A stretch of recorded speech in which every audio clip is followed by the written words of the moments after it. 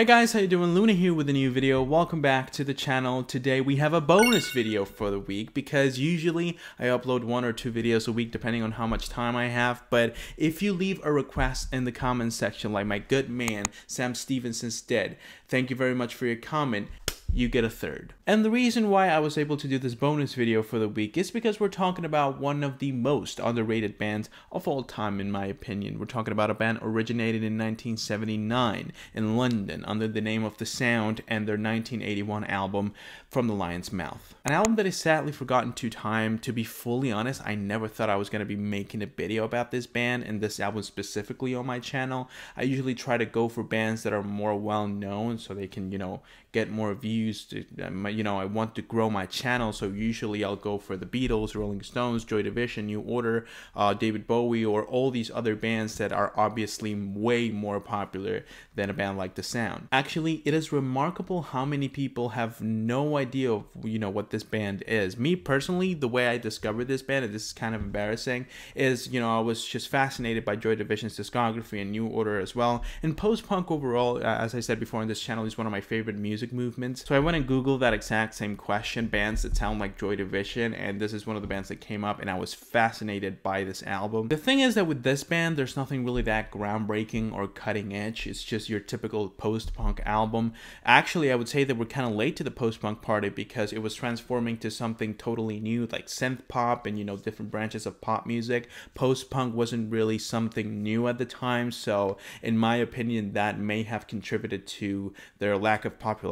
But honestly, they took the sound of post-punk and they managed to polish it to the point of near perfection. And this album is the best example of that fact because they do have a remarkable discography, but no other album in their discography comes close to, how good the songs in this record are. Actually, one of the most remarkable things about this band and this album specifically is that no one seems to understand why the band didn't really enjoy commercial success, because it has everything. It has the hooks, it has good production, it has the the music has the aesthetic of what made post-punk music popular. This is one of the most solid track lists you'll find in the post-punk scene. Honestly, every single song in here is great. They are kind of similar to each other. That's pretty normal in the post-punk scene too, but in this album specifically, I feel like they failed to deliver a unique experience in each song. But even though the songs are so similar to each other, it kind of only helps the album feel so enjoyable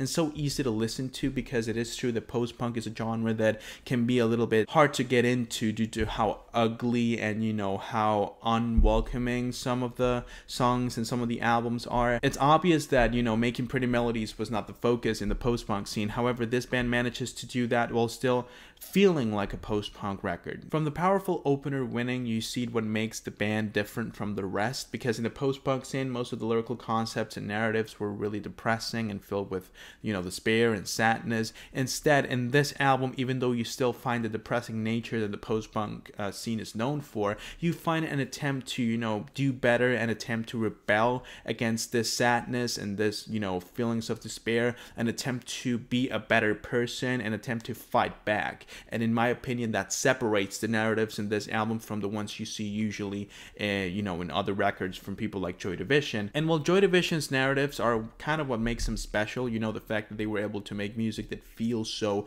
hopeless, I feel like it's the same with The Sound. This feeling of rebellion against depression is what makes this album so powerful. Not only that, but the riffs in this album are incredible. It doesn't really matter if it's the bass doing the riff or if it's the guitar. When you have songs like Sense of Purpose and Skeletons, it's incredible how smooth and stylish they are. And considering this is a really sad and gloomy atmosphere, the one that this album carries, it's remarkable their level of music knowledge and overall skill, because in my opinion, it takes a lot of talent to put all these different sounds and moods together to create a unique experience overall. And that's exactly what they did in this album, because you have a really rebellious type of performance, you have a smooth bass line, you have some really stylish stylish guitar playing and some fast-paced drums with some stationary synths, and the result is a track that doesn't really feel like anything you've heard before. And in my opinion, that's sort of like what the post-punk scene represented in a way. The unending despair of the everyday life. You're tired, you're sad, you're depressed, but still your body moves to the music. You feel like this natural instinct to react to the music, and you know, that's something that this album does really, really well. Even though the lyrics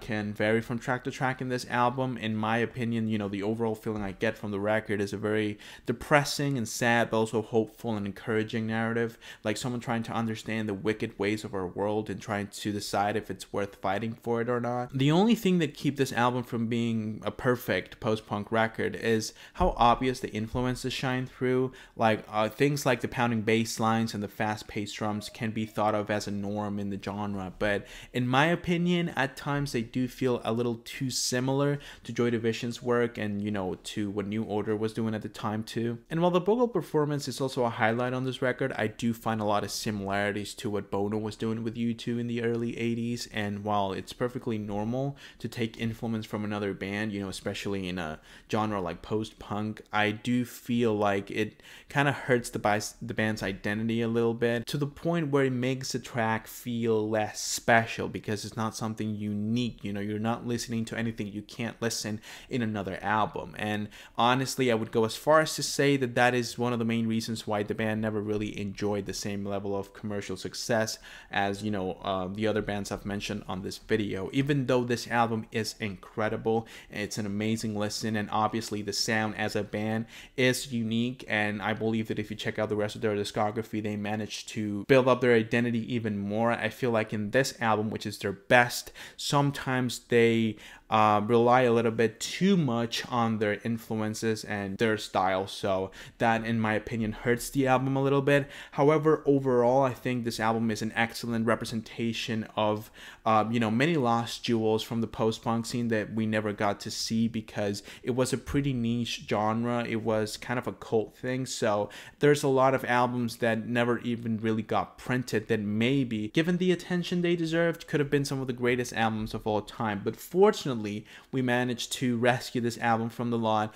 A remarkable track list, a remarkable record overall, excellent production, excellent vocal performance, excellent instrumentation in this record, and some really interesting, insightful lyrics. So I definitely recommend for anyone that has not given this album a try to go ahead and do it. And if you enjoy people like David Bowie, The Stooges, Joy Division, New Order, The Velvet Underground, you're definitely gonna love this album. Even though they didn't really enjoy the commercial success they deserved, they're often praised by the critics and, you know, music fans like myself. So I can confidently say that this album is a solid 9 out of 10, and actually, depending on the day, I may give this album a 10 out of 10 too. So yeah, a great record, and in my opinion, one of the best albums from the early 80s. That'll be it for today's video, guys. I really hope that you enjoyed. If you did, go ahead and leave a like on the video and subscribe to the channel so you don't miss any other videos that I upload. If you have any recommendations or any requests about a certain album you want me to review, a certain song you want me to talk about, a certain artist you want me to check out, go ahead and leave it down below as well, and I'll make sure to fulfill your request as soon as I can.